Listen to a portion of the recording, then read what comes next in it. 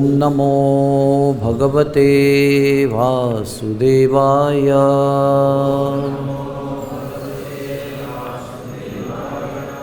ॐ नमो भगवते वासुदेवाय।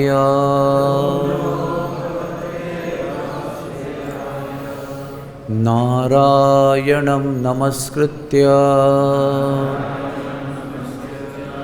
नरं चैव नरोत्तमं देवीं सरस्वतीं व्यासं ततो जयमुदीरये।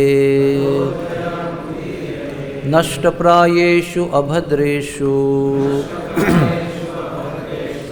नित्यं भागवत सेवया भगवतीरुत्तमश्लोके भक्तिर्भवति नैष्टिकी।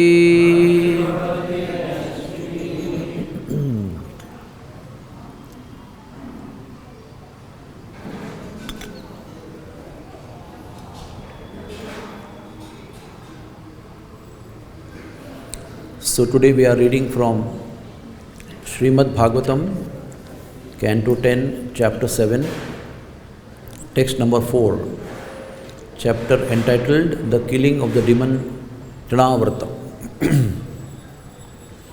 Sri Shuka Uvacha Kadachit Authanika कौतुकप्लावे जन्माक्ष योगे समवेत योषितां वादित्र गीत द्विज मंत्र वाचकैस् चकार सुनोर अभिषेकणं सती। श्री शुक उवाच। Sri Shukadeva Goswami continued to speak at the request of Maharaj Parikshit. Kadachit, at that time when Krishna was 3 months old,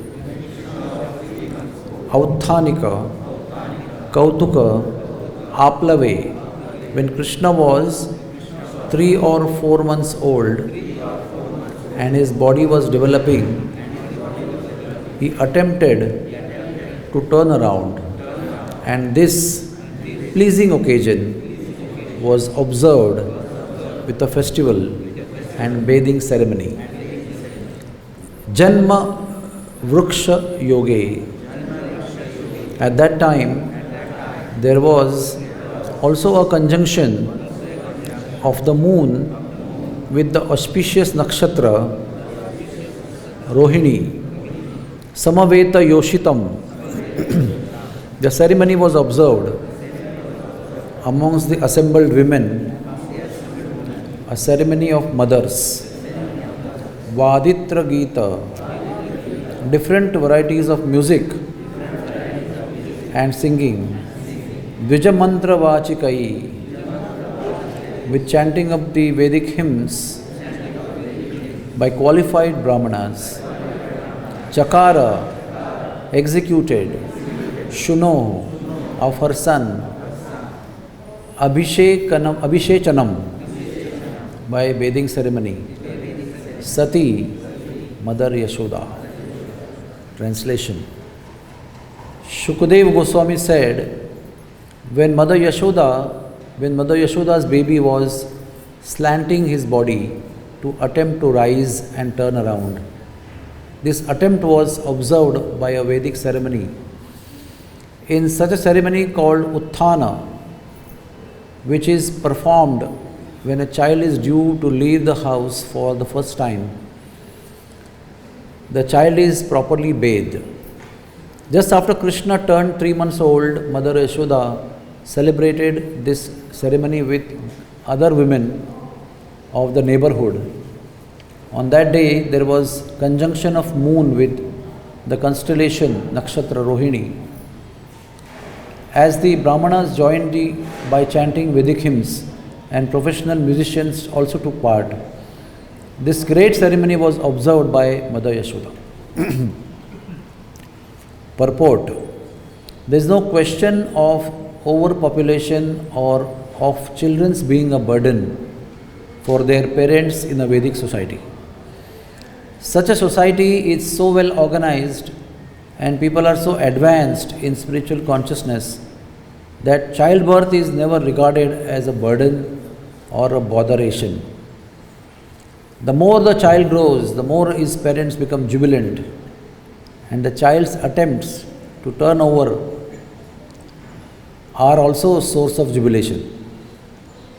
Even before the child is born, when the mother is pregnant, many recommended ritualistic ceremonies are performed. For example, when the child is been in the womb for 3 months and 7 months, there is a ceremony the mother observes by eating with neighboring children. This ceremony is called as Swada Bhakshana. Similarly, before the birth of a child, there is a Garbhadhana Samskar. In Vedic civilization, the childbirth is, or pregnancy is, in Vedic civilization, the childbirth or pregnancy is never regarded as a burden. Rather, it is cause of jubilation. In contrast, people in modern civilization do not like pregnancy or childbirth. When there is a child, they sometimes kill the child. We can just consider how human society has fallen since the inauguration of Kali Yuga. Although people still claim to be civilized, at the present moment there is actually no human civilization, but only an assembly of two-legged animals. Hare Krishna. Om Ajnana Timirandhasya Jnananjana Shalakaya Chakshurunmilitam Yena Tasmai Sri Guruve Namaha. Sri Chaitanya Manobhishtam Sthapitam Yena Bhutale Swayam Rupak Kada Mayam Dadati Swapadantikam. Sri Krishna Chaitanya Prabhu Nityananda Sri Advaita Gadadhar Srivasadi Gaura Bhakta Vrinda. Hare Krishna, Krishna Krishna, Hare Hare, Hare Rama, Rama Rama, Hare Hare. Hare Krishna. My deep gratitude for letting me be with you to read Srimad Bhagavatam. If Srila Prabhupada's purport would not have been there, I don't know how Bhagavatam will look actually. Srila Prabhupada gives so many beautiful angles of vision of the same verse. So yesterday when I was studying and reading, I was thinking that there is no spiritual topic that Srila Prabhupada has not covered in all his books. If someone does a scrutiny, there can be hundreds of books on each topic. Just if you scrutinize, for example, samskaras, so many purports Prabhupada said, so many things. Festivities, human life, so many things are there which are so useful to our practical human life. Long time ago, one of the society persons told that Prabhupada could not give the highest rasa, So I said, you have not read Prabhupada books, how do you know what rasa Prabhupada has given? Only if we read Srimad Bhagavad Gita, Srimad Bhagavatam and Chaitanya Charitamrita, there is enough of highest of all rasas available in that. What to speak of Ishopanishad and other scriptures Prabhupada has written. So, it will take maybe time for even people to understand what was Prabhupada and what were his disciples. Like, it will take maybe hundreds of years to understand a devotee like Indra Prabhu. Very difficult to understand the way he was. So, I was thinking that we are so blessed actually to be aware, to be informed, to be educated in this beautiful institute called International Society for Krishna Consciousness.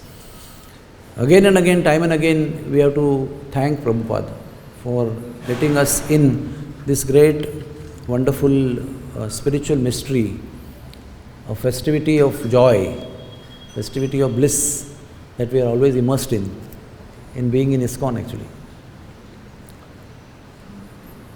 And especially in Vrindavan Dham, it is a dham of festivities only. For every single thing there is a festival. Prabhupada just touched few of them. But there are hundreds and hundreds of them. For each and everything connected with Krishna, there are festivities over here.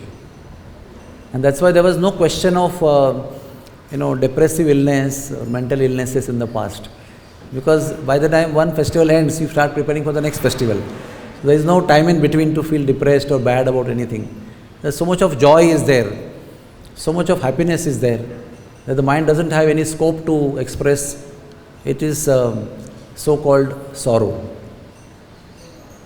That's why who are people who are not unhappy, who are immersed in the process of Krishna consciousness given by Prabhupada. Immersed in the sense not just doing mechanically, those who are actually taking deep interest in the process of chanting, deep interest in the process of following the four regulations, deep interest in deity worship, deep interest in eating prasad with deep meditation. We all eat prasad, but if you really, Ei Shaka Krishna Asvadilo, like this mood, if we honor prasad and thank Krishna and so forth, read scriptures, each purport of Prabhupada with meditative understanding, meditative contemplation, then it's only bliss. There is nothing. It is not just a statement given in Gita that is susukham kartum avyayam. It is not just by the way it is said. It is the fact that if you take interest in that manner, then our life itself will become festival. Not just a festival which you organize. Our life itself is a festival. What it requires is heartfelt participation in the simple ABCD process of Krishna consciousness. Then everything becomes an ocean of bliss. When we read Chaitanya Charitamrita also, we understand that there was every moment festival with Chaitanya Mahaprabhu. Every single moment spent with Chaitanya Mahaprabhu by the devotees in Navadvip and other places was simply a festival. So we have been introduced to such a rich culture, and in today's day and time when there is so much of mental illness, Western world, Indian world, whatever, this continent, that continent, everybody is so much plagued with mental disorders. And the only answer to that is festivities. Celebrate festival at household level or at temple level or the congregational level, society level. And India is filled with such festivals. But when Indians are giving up this culture of festivities, the mental disorders are peeping in. Wherever there is disconnection, especially in the cities, you will find more mental depression. Especially in the villages, when there is still connectivity with natural bhakti of Indian continent, there is joy. And it could be people from all walks of life. They may not be Indians only, or they may not be foreigners only. Whoever takes to the simple village culture of festivities, they will become joyful. So many good subjects are touched upon by Srila Prabhupada in this purport. First of all, he talks about childbirth not being a burden. And so true. Prabhupada is writing this maybe in 1970s somewhere, right? And today we are almost 50 years beyond that. How true it is that he is saying that mothers are killing their children. Child is a burden. Child is a hindrance in the process of sense gratification. Child is a botheration in the process of enjoyment in material life, bodily enjoyment. But the real culture of human life is so much joy when the child is born. What to speak of born? When the child is in the womb, he comes in the womb, there is so much of joy, so much of happiness, so much of celebration. And as a child grows, so much of happiness is there. The child is growing even there are some videos I have seen of Prabhupada, when the child is, I think it was Saraswati, was trying to stand up, and Prabhupada is, encouraging her to stand and clapping. She was also so joyful. So, real joy is then when a devotee is born, when the devotee is conceived, when a devotee mother is pregnant. Because now one more soldier is going to come to join the movement of Krishna consciousness. One more soldier is going to come to deliver so many other conditioned souls. There is growth in the family of devotees. Chaitanya Mahaprabhu always would say, let there be growth in the family of devotees. Let the devotee family grow, family of devotees grow. So we should not feel shy to give birth to children. Oh, who will maintain them? Oh, how do I manage? Or how do I chant my rounds? How do I go to temple services? My experience personally and my experience collectively is that when the child comes, all the needs of the child are coming with the child. We as fathers and mothers think falsely that I am supposed to maintain, I am supposed to work hard, I am supposed to raise money, I am supposed to provide. But in my house, we are 7 children. Now we are not children, we are getting old. I am the youngest. And my father told me in several discussions in my childhood that whenever second child came, my business increased. And in those days, 100 rupees and 50 rupees business would increase. I am talking about 1940s and 50s, when my father was just married. He said, every time another child came, my business increased by 200 rupees. When this child came, water came in the tap in the house. When this child came, that happened. When this child came, that happened. And my father was a very poor man, very simple person, hardworking man. But all 7 of us were given good food, good clothing, good education. May not be mobile like affluent things, but all the basic things, good health with daily gymming at home, good physical training, and good tough body. And there was no dearth. Yeah, if I say we didn't have mobiles or radios or 2-in-1s in those days, not. In those days, different things were there for attractions.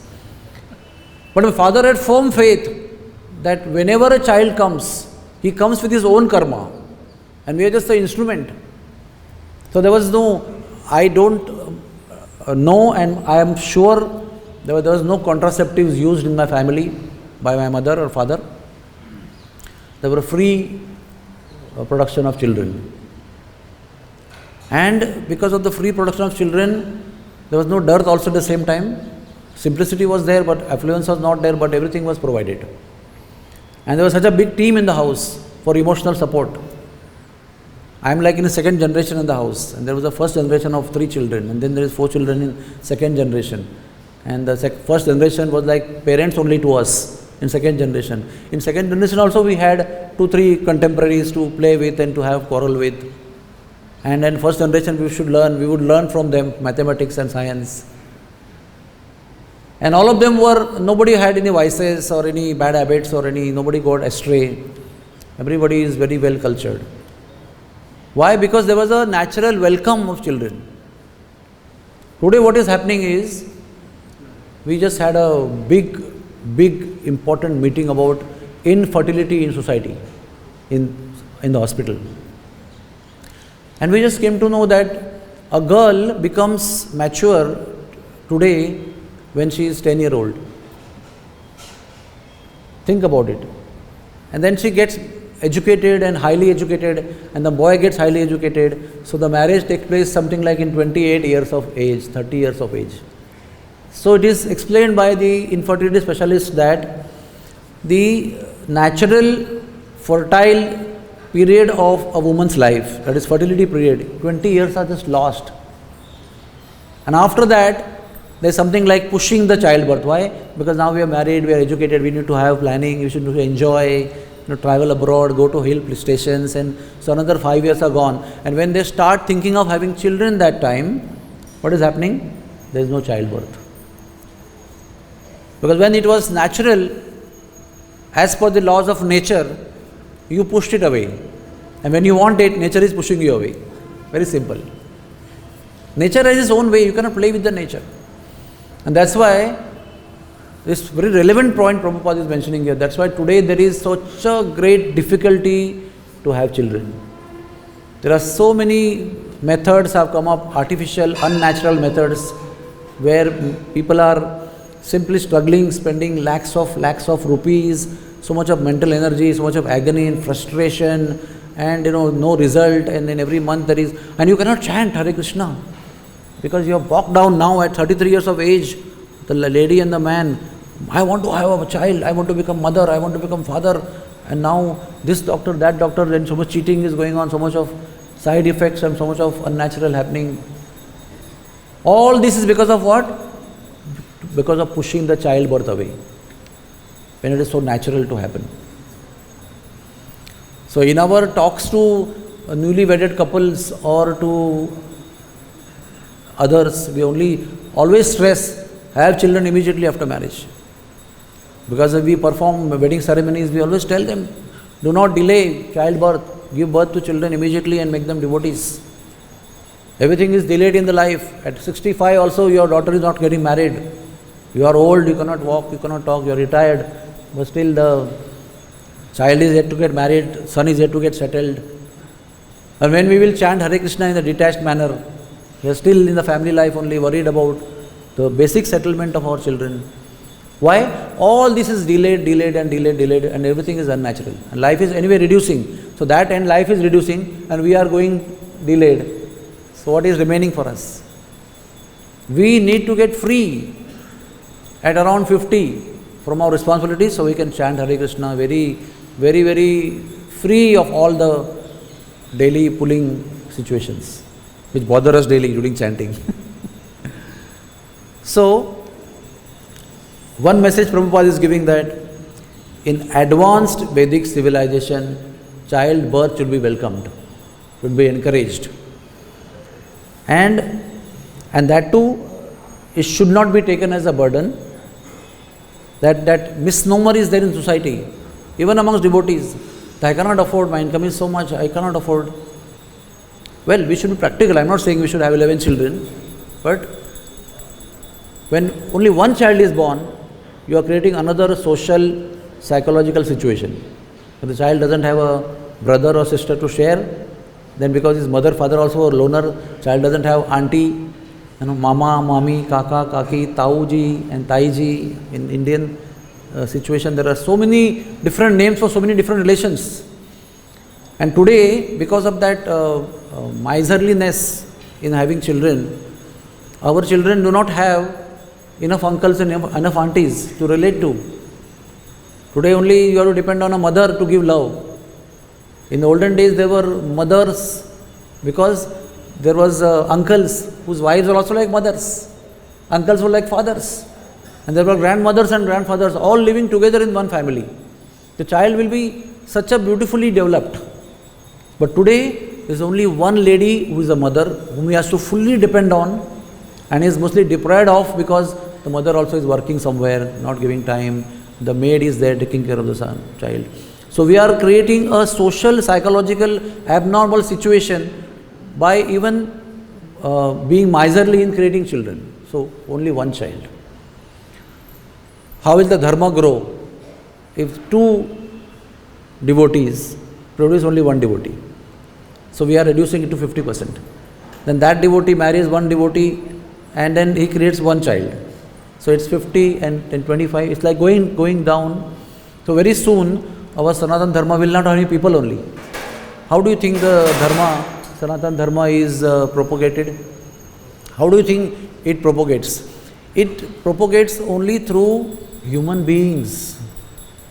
It doesn't propagate through computers. It needs living beings. It needs you and me to propagate Dharma, to follow Dharma. Living beings can take help of the machinery or technology to propagate Dharma. But the machinery and the technology on their own cannot propagate dharma. It needs a living being. And that living beings are you and me, who are produced by our mother and father. So all these are to be considered, because the day is such that we are going to get soon extinguished if you don't think about this. So the message is that the childbirth has to be welcomed. Most important. And the second thing Prabhupada is talking about is how Krishna's every single thing was celebrated by Mother Yashoda. Every single thing connected with Krishna was celebrated. Krishna is just trying to turn, At one point of time in the milestones in the child's growth, the child turns to left or right side on his own or on her own.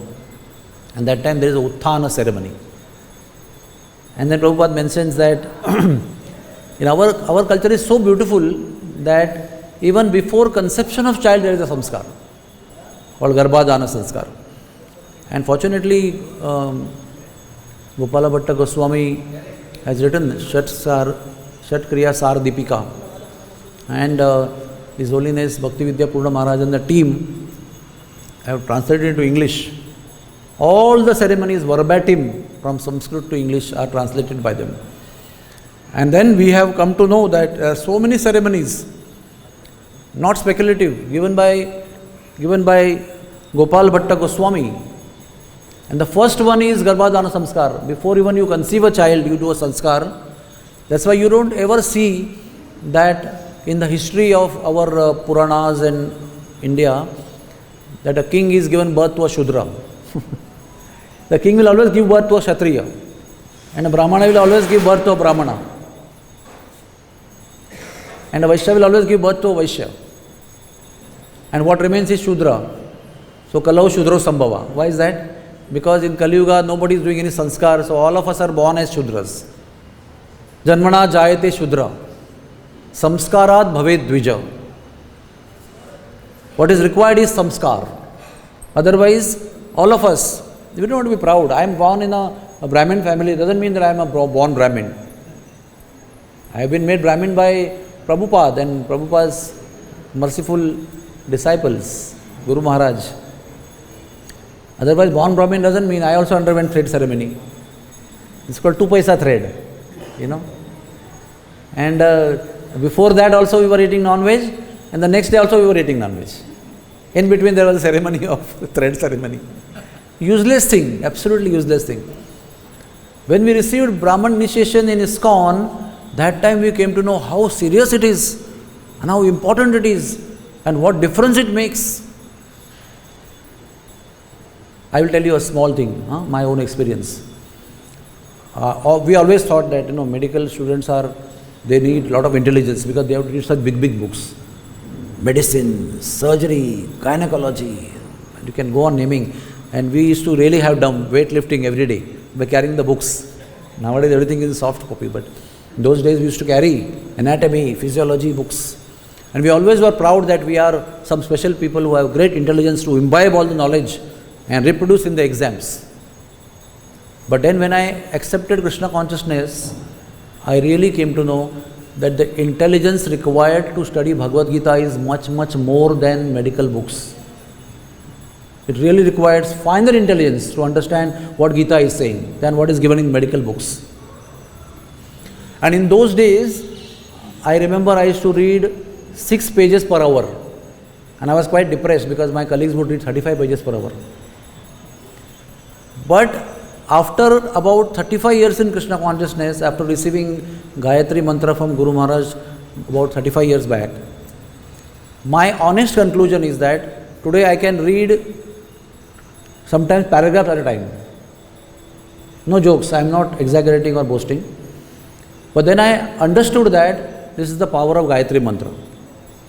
The Gayatri Mantra, when chanted with great attention and seclusion, in great ekant, it gives tremendous intellectual power and it develops tremendous intelligence, especially to understand spiritual science. So that's why we find sometimes I have seen His Holiness Jayapataka Maharaj chants his Gayatri for 20 minutes. It's like almost 3 Hare Krishna mantra rounds, 108. Because each mantra is a meditative thing, it's not uttering thing. We don't speak, we utter. We don't utter, we meditate on each word, dhimahi, whatever we say. And the subject, and then there's a bija, and then there is. So when we do deep meditation, you get super fine intelligence to understand things as they are and to differentiate things from material to spiritual. Sar asar buddhi, vivek, sad asad vivek buddhi. All that is because of what? The samskar called Upanayan samskar. We call Janev sanskar. English we say thread ceremony. In Sanskrit we call Brahmopadesham. It is so important, and not that only Brahminical people would get that samskar. All others, even Kshatriyas, even Vaishyas are supposed to get the samskar from the Purohits, Brahmin Purohits. So our culture is so deep and so rich that every single opportunity is there for us to grow. Even though Janmana Jayare Shudra, Samskarat Bhaved Dvija, opportunity is there. We all can become twice born when we undergo samskaras, when we receive samskaras fortunately. That's why now in the second phase of our ISKCON, when there was an emergency phase, Prabhupada was just preaching, he said Varnashram Dharma has to be established. What does that mean? That means the samskaras have to be propagated. You have to understand the importance of samskaras, and you do the samskaras, create a facility of making it available to people. Those who have understood now, they want to do. Now there is, if you have understood, but there is no Purohits available. Because most of the Purohits are corrupt, money-minded, and their consciousness is adulterated. If you read a few slokas ahead, Prabhupada gives also what kind of Brahmins are needed to perform samskaras. When Brahmins are free from envy, number one. Brahmins are truthful. Brahmins are free from unnecessary pride. Brahmins are free from grudging mentality. Grudging mentality means what is this? Temple, there is sabji only, there is no sweet available. So always this is there, always not so interesting. Always complaining about this facility is not there, government is not so good, everything is so bad, roads are so, constantly grumbling about something or other. Then those who are free from disturbance by opulence of others, that means envy. That means you are more opulent, I am not so opulent, and you have this, I don't have this. Even among children and wife, I don't have such wife and children. I don't have such wealth, provisions. So the Brahman is supposed to be free from this disturbance of comparing with others. And false prestige. What is mentioned here in Bhagavatam, and Prabhupada gives such a beautiful purport, the verse number 13 to 15 in this same chapter.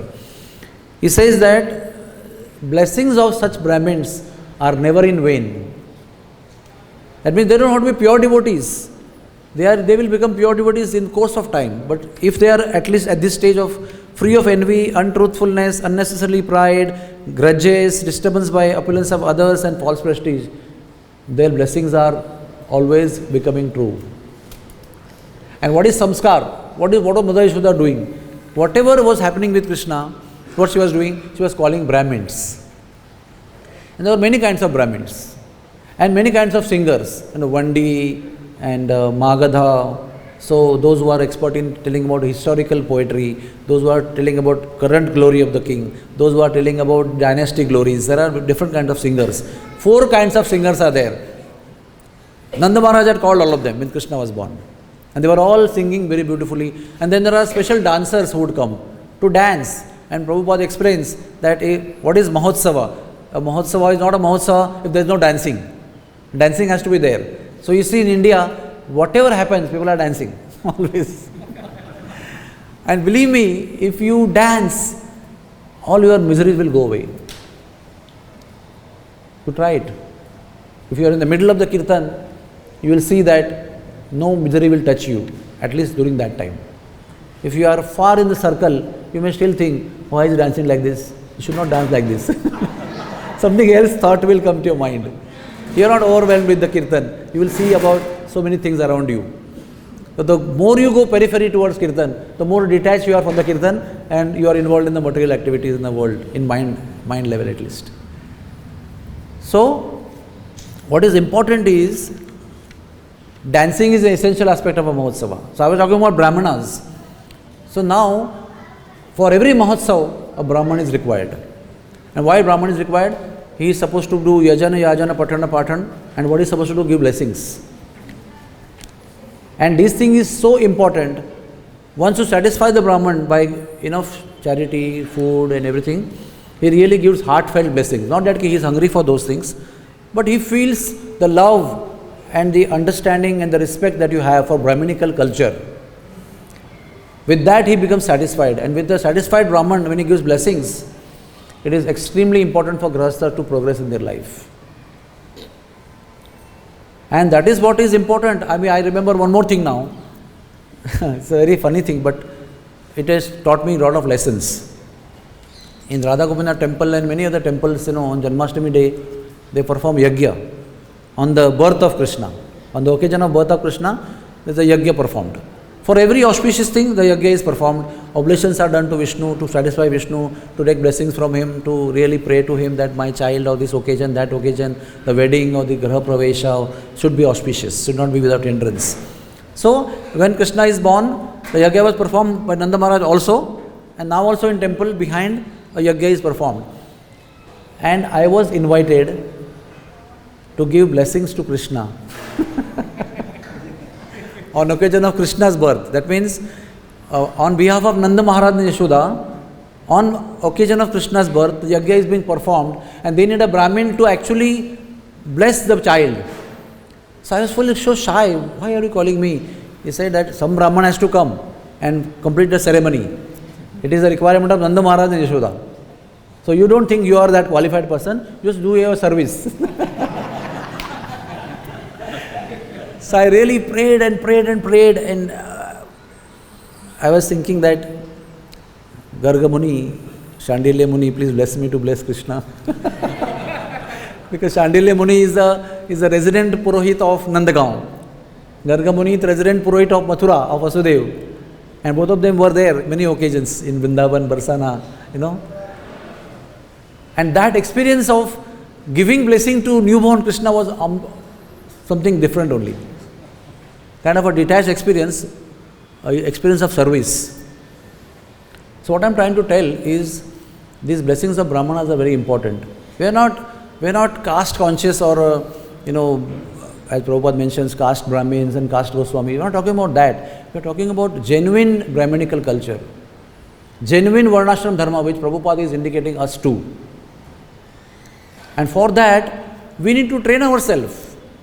And we need to create trainers to train people, so that our society becomes very highly qualified in Shastras, in chanting mantras, in chanting Swasti Vachana and Shanti Panchaka and so many other Purusha Suktas and all, so that in every holy occasion, for any samskar to be done, these mantras are to be chanted. Shanti Panchaka, Swasti Vachana, then Purusha Sukta, Sri Sukta, so many vachanas are there, which creates auspiciousness to begin the function. And these, when we do these functions in this particular way, the authenticity comes, and we can very proudly represent Prabhupada while performing these ceremonies.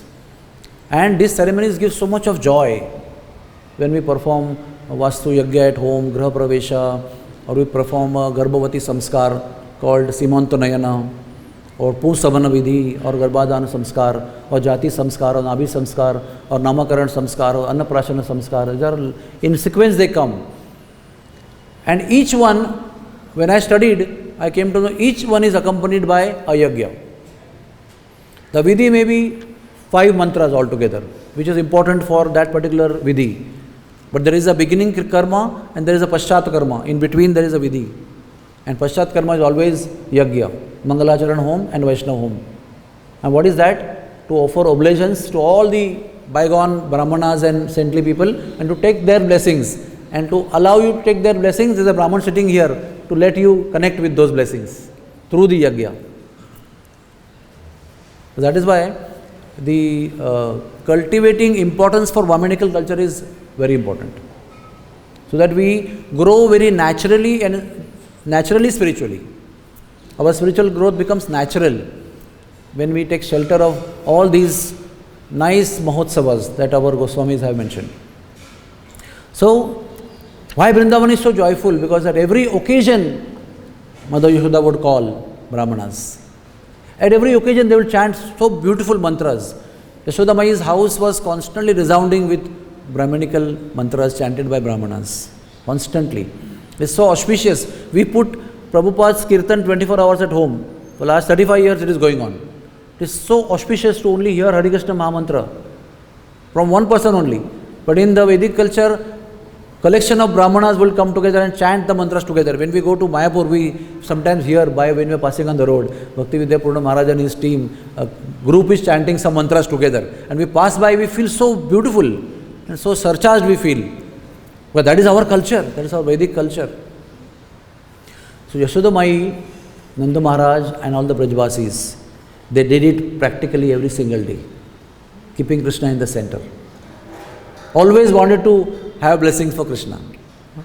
When Krishna was born, the ladies came with so many things, and Yashoda Mai was not ready to show the baby to all the ladies. She will feel, oh, they're bad omen, their eyesight will fall on them. But Krishna just immersed his feet one side and immersed his face from one side to give them darshan. And what Mother Yashoda was saying, don't do anything. My child is very delicate. So she said, they said that, see, look in our basket what we have brought. We have got all the things to give blessing to your child. And that time she allowed darshan. Even today in Vrindavan there are some temples where the pujaris sit outside and tell you, don't ask anything from the Lord, only give blessing to the Lord. In our Braj culture, Braj Upasana, they say that we only give, we don't ask anything from the Lord. So please do not ask anything from our Lala. Only come and give. That is their bhav. So the same bhav was that time there. All the Brajvasis came running not to take something, but to give something. They all gave gifts to Krishna. They gave blessings to Krishna. And Mother Yashoda was very interested to amass the blessings for Lord Krishna, baby Krishna. And that should be the desire of every mother and father. What was Gaur Mohan doing? Every single day he would call Brahmanas at home, sannyasis or whatever, sadhus, and he would feed them. And what he would do in the end, please bless my child to become a devotee of Radharani. Please bless my child. Nothing else he would ask.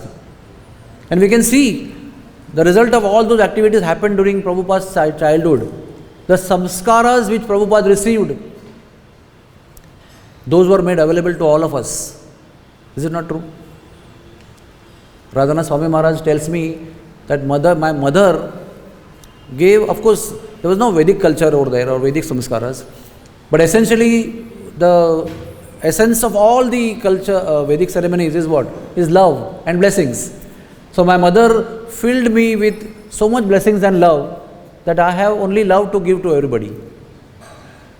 Because what we receive only we can give. If we receive frustrations and instability and grudging situations and complaining situations, what we can give people is only that situation. We cannot give people what we don't have. We only give people what we have. So that statement was very significant when I heard it from Radhana Swami Maharaj. That I received only love, my mother drowned me in love, he said. That's why I could only give love. I only love to give others. So now whose hands it is, tell me? It's in the hands of all parents, what they give their children. And that is called samskar. That we give them the culture of humanity, culture of honesty, culture of truthfulness, culture of charity, culture of good behavior, good etiquettes. And what we receive, then only that we can give. Like my father was very strict about eating every morsel of food that was served. Whether you like it or not, it's Karela or whatever you like or don't like. Whatever is served, whatever is cooked that day has to be eaten to the last item and the plate has to be clean. And same thing I came to know when I became devotee in ISKCON, that this is what is expected. Nothing should be left in plate and everything should be honored. Now, anciently all these things were taught at home only by mother and father. Now we learn this in spiritual institutes because homes are not giving this culture. And we learned all those great things after coming to ISKCON. But I remember some of the things were taught at home only. So how much important is this Varnashram Dharma? How greatly important it is. We are all made of what we received. Is it not true? But fortunately we became attached to Prabhupada Samstha institution. That's why we learned so many things which our mother and father also did not give us. That is our fortune. But otherwise, how we can receive it? Only through Varnashram Dharma. Only through mother and father. So just giving birth to a child, even animals are doing. But human life is meant for samskaras. Is there any samskar for cats and dogs? Unfortunately, before Chaitanya Mahaprabhu's appearance, Brahmanas were doing marriages of cats and dogs. That was degradation. And Advaita Acharya was crying. What kind of degradation is taking place? Cats and dogs are being married. And he felt helpless and he prayed for Lord Chaitanya Mahaprabhu. Vishnu to come down. So, samskar is equal to human beings. No animals or lower species are supposed to receive samskaras. You and me as human beings are only entitled to receive samskaras. My machine and your machine, human body is only entitled to receive samskaras. This physical purification, mental purification, intellectual purification, spiritual purification, all comes through samskaras. So let us take this very seriously and let us grow, because when is the other opportunity going to come? I am not very sure whether I will come back as a human being, if at all I have to come back. We have to make it up, whatever we can do in this lifetime only. And by the mercy of 6 Goswamis and other Acharyas, everything is there, please understand. You don't have to search outside and research what others are doing. Everything is there contained in Srila Prabhupada's mission. Whatever you need to grow and to reach Krishna is there available with us. That much faith and nishtha we should have. Then this very lifetime will be successful. Otherwise, punarapi maranam, punarapi jananam, keep coming again and again. Do we have that much time, energy? The world is getting so worse now only. What to speak of, I die and I come back again in the same world, what the world will be like, we cannot imagine. Today samskaras are available little bit. That time what will happen, we don't know. So let us all take it very seriously now. Hare Krishna, Krishna Krishna, Hare Hare, Hare Ram, Ram Ram, Hare Hare. Thank you very much.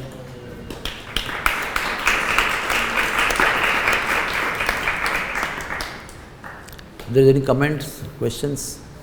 Yes, the microphone can be given.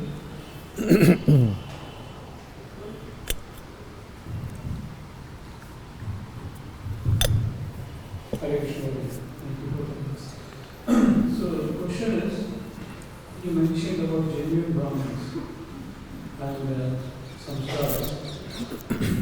So the challenge today is, it's very difficult to find a genuine Brahmin, because I am also born Brahmin family, Sri Sampradaya. But it's so degraded nowadays, being devotees, we feel that should be called Brahmin, because we don't know whether it's genuine or not genuine. And then we understand that, Harinam, Sankirtan is everything. So why do we call Brahmin if they are not genuine? Instead of that, we do a big Harinam, call devotees, feed them, and that's it. Why do we do all this? That is correct. Yeah. That is correct. So, if you do not have any further question, no, yeah. So what is the comment? Is it right or not? If you don't have a resource of qualified Brahmins, then the best samskar is Hare Krishna Mahamantra. Prabhupada also said another best samskar for children is to bring them for darshanarti in the morning. Just let them be with you and they undergo the whole ceremony of darshanarti. It's also samskaras. So there is no resource, then better not to call a greedy Brahman to perform your samskar, because there is no benefit going to be there for you. Ultimately, it's also an activity. It has to be done rightly. Then only you get the right benefit. If the wrong person and wrong activity, a wrong mood is there, then the benefit is zero. Only money is spent, time is spent, and nothing is useful. That's why you look for Brahmanas in ISKCON. I can guarantee you that whatever our movement is doing, it is genuine. it is definitely genuine. What we are receiving as knowledge is also genuine. I've been recipient of this for last many years, so I can tell you with confidence that you look for, it may be a little troublesome, you have to get it from maybe Vrindavan or other places, distant places, but do that effort and call a bona fide Brahmin to perform the ceremonies at home. Otherwise, Hare Krishna Mahamantra is the bona fide ceremony for all the rituals. If you don't have resource, in 8th canto of Srimad Bhagavatam, Vaman Dev is asking Shukracharya, he is actually instructing him that my devotee Bali Maharaj, his 100th yajna is not successful because he could not promise what he could give, he could not fulfill what he promised me to give. Third step he could not. He already had occupied everything by 2 feet. So his 100th yajna is unfulfilled. So I want you to find out something from scriptures and complete his 100th yajna, because I want to give him the benefit of becoming Indra as a result of the 100 yajnas. That was for the purpose of becoming Indra, he was doing it. And I want to make him Indra. This is my desire. So what did Shukracharya answer? Shukracharya said, where your holy names are chanted, all the rituals which are incomplete are completed. All the mistaken, unfulfilled, wrongly done samskaras are completed, fulfilled and corrected when the holy name is chanted. Hare Krishna, Krishna Krishna, Hare Hare, Hare Ram, Ram Ram, Hare Hare. Sometimes when devotees call to perform some ceremony and we are somewhere out of town, then we say, just call devotees and do Hare Krishna Mahamantra Kirtan and feed them prasad and pray to the Lord for auspiciousness. The Lord will bless you. This is what we do.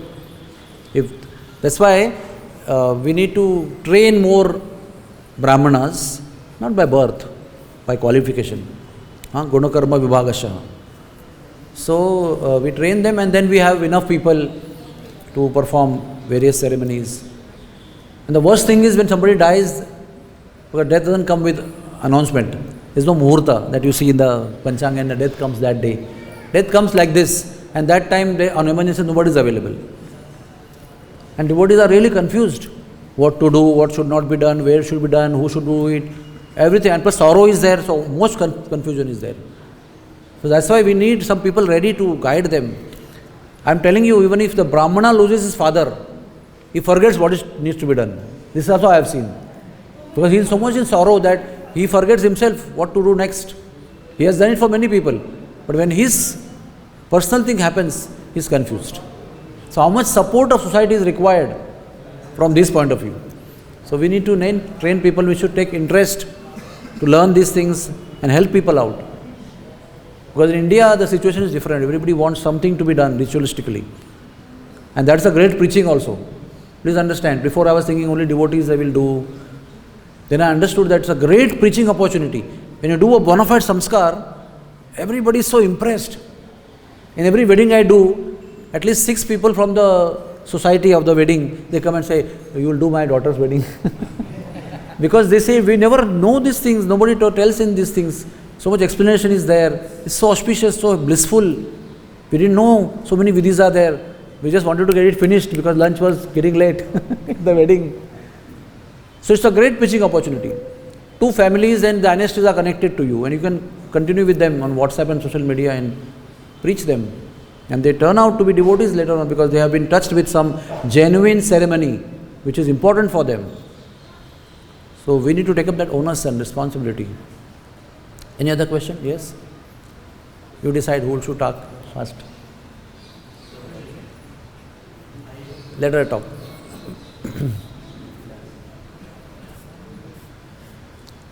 Time limit you see, Prabhuji. Whenever I am okay. Yes, Mataji. Hare Krishna, Prabhuji. Please accept my humble obeisances. Prabhuji, I have 2 questions. First question is, suppose a couple has a child and they raise the child in bhakti and Krishna consciousness.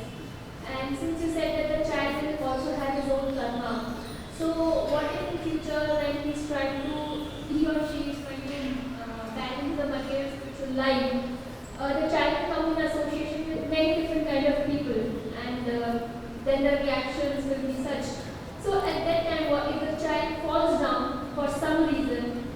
Will that affect will we be considered as a failed parent, or will our devotion reduce? How it will affect our bhakti? Okay. So this question is asked by hundreds of young parents. Hundreds of young parents. This is a usual question. And what we should understand as the essential answer to this, that we have to give a very strong devotional Krishna conscious culture at home. The younger the child is, the more receptive the child is. The more, how we were, similarly, when we were young, we were receptive. When we became grown up, we child became rebellious, questions asking, not listening. So, right from the womb, give the samskar. We tell mothers to chant Hare Krishna, read Bhagavatam, read Chaitanya Charitamrita, hear the classes and go to kirtans, go to darshans, go to holy places in the second trimester. So many things we tell them so that samskar is to the child in the womb when the child is 100% dependent and surrendered to the mother. Then also after birth, for lactation and other requirement, child is very dependent. Give all the samskaras. We tell the mothers to don't talk while giving breastfeeding to children. Go exclusive inside and pray to the Lord while giving breastfeeding. Not that you talk to your husband and argue with your husband, mother-in-law and watch television and discuss something, then also feed baby on breast. No. Exclusively give meditative breastfeeding. And that's how you give your strongest culture at home. And then the child becomes 16-year-old and becomes rebellious and goes away.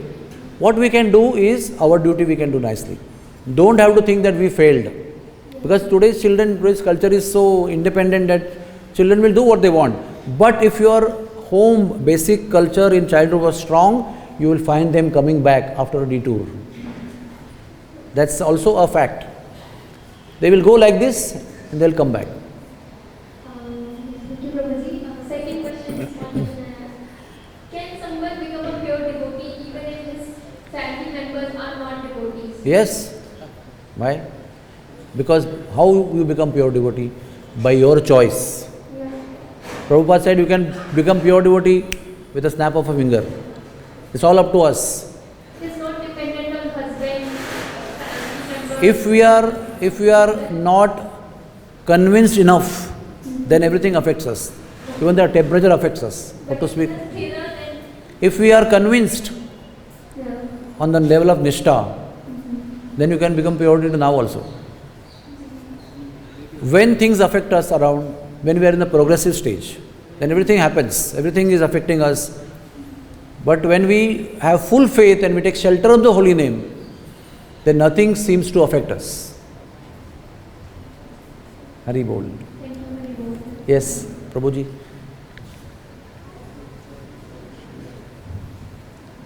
So do not fail in giving what you can give. That is most important. Hare Krishna. Hare Krishna, Prabhuji. There is a stipulated time for a child to undergo the yoga with samskara. I can't hear what he's saying. I can understand. According to scriptures, there is a stipulated time for a child to undergo this yoga with samskara. Yes. And unfortunately, we missed our opportunity for our child, 2 children. Now, what is my... Hare Krishna Mahamantra. Between 8 and 14, if you do not give Yajnapadvita, you cannot give. And some speculative Brahmanas, what they do, 24-year-old with mustache and everybody, they still put him in the lap of father and give him Gayatri Mantra before marriage. I've seen that. That's unbonafide. It is not bona fide. So, one more thing I'll tell you. Suppose by any chance, we do not receive Brahminical initiation from our Guru Maharaj, nothing to panic. Hare Krishna Mahamantra is enough for us to take us back to Godhead. We are not trying to propagate ritualism over here. We're just trying to tell the importance of rituals. But that doesn't become, we have to be so ritualistic that, oh, I didn't get this, so I cannot go back to Godhead. I can't do this and I can't do that. There are some set norms that you can't do deity worship unless you have Brahman Diksha. That is also important. But that doesn't mean that if you cannot get Brahminical Diksha, you cannot go back to Godhead. Hare Krishna Mahamantra is enough powerful to take us back to Godhead. Yes, Prabhuji is waiting for a long time here. I hope I am satisfying you with the answer. There is no need to be hopeless for anything. If you miss something, okay, there are enough things to rely upon to progress. Yes, Prabhuji. Thank you very much. I just wanted to you explore more about that. Advaitacharya was looking at cats and dogs for money. No. Yeah. See, his question is that about Advaitacharya looking for cats and dog mating.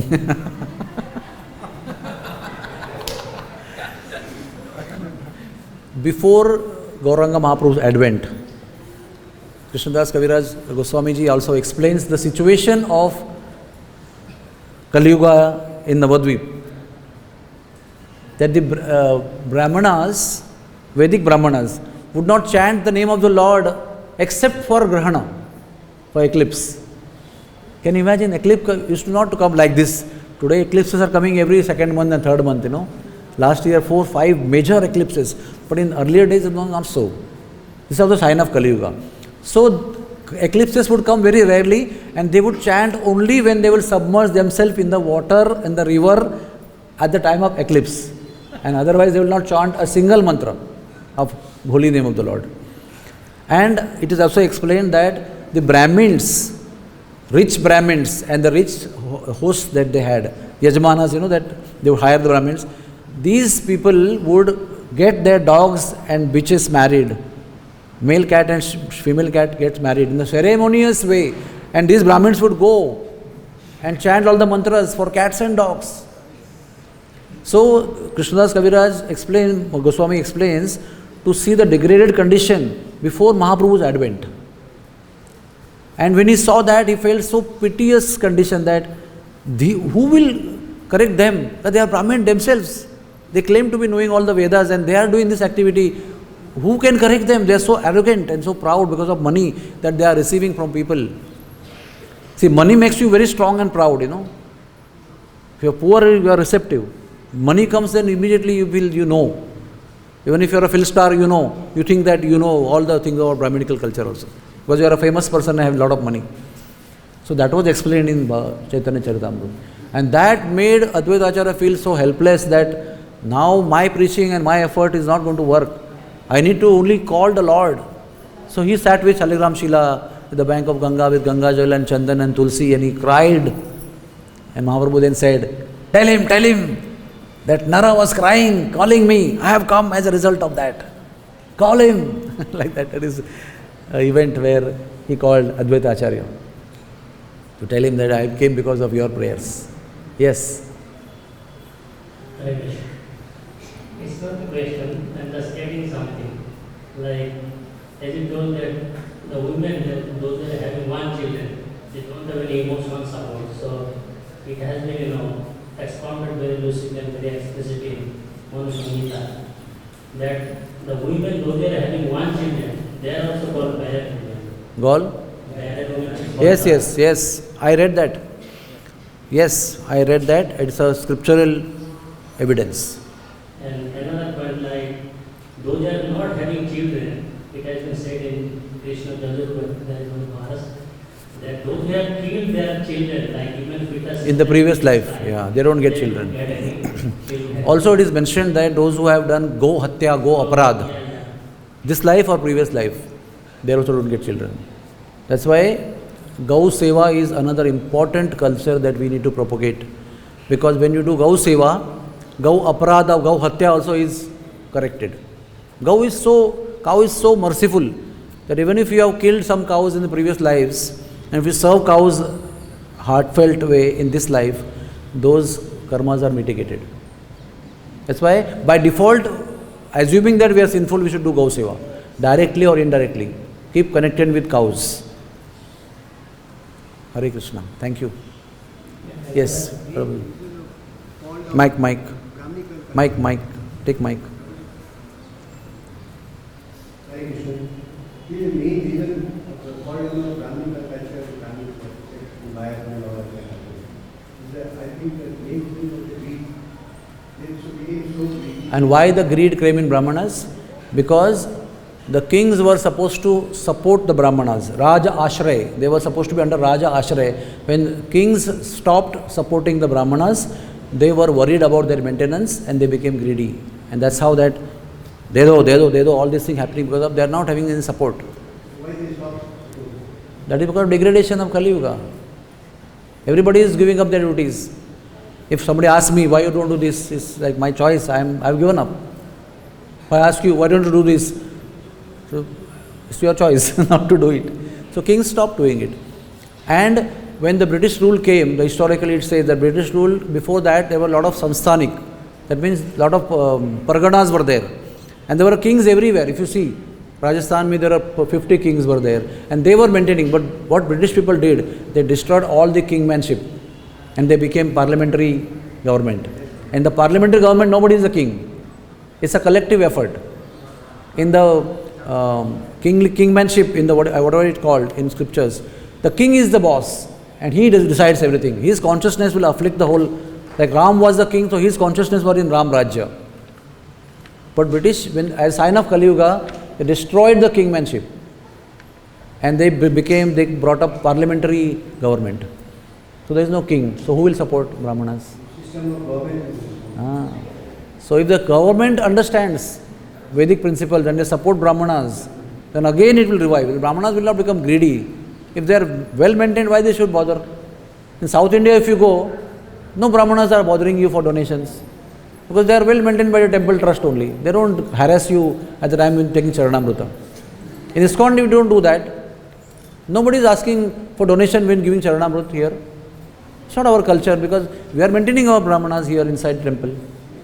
So greed comes when there is no security.